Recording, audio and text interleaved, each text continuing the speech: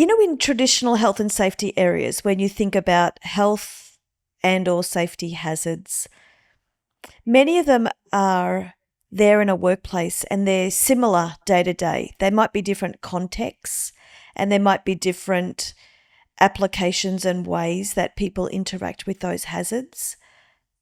But is it wrong to think that psychosocial hazards are really, really different? That, even if you do a risk assessment, could they change minute to minute, day to day, depending on how the humans are behaving? Yeah, yeah, 100% they can. And I think is because some of those psychosocial safety hazards are behavioral, people related, then yeah, they are going to change all the time because we all come to work different every day, and generally it's something outside of work which causes us to be a little bit different. Stresses at home, stresses in relationships, health issues, money worries, they all play on our mind, on our psyche, which affects the way we operate.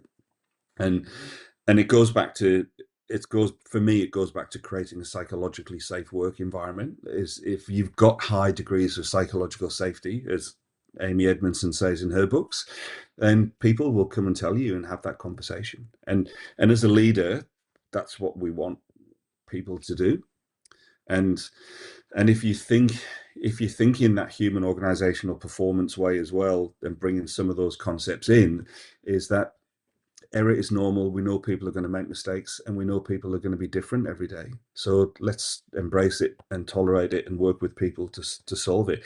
If you know your one of your workers is suffering significant stress from a home issue, do you really want them operating high risk equipment or doing cognitively challenging tasks? Probably not. You're probably going to help them do something different that day.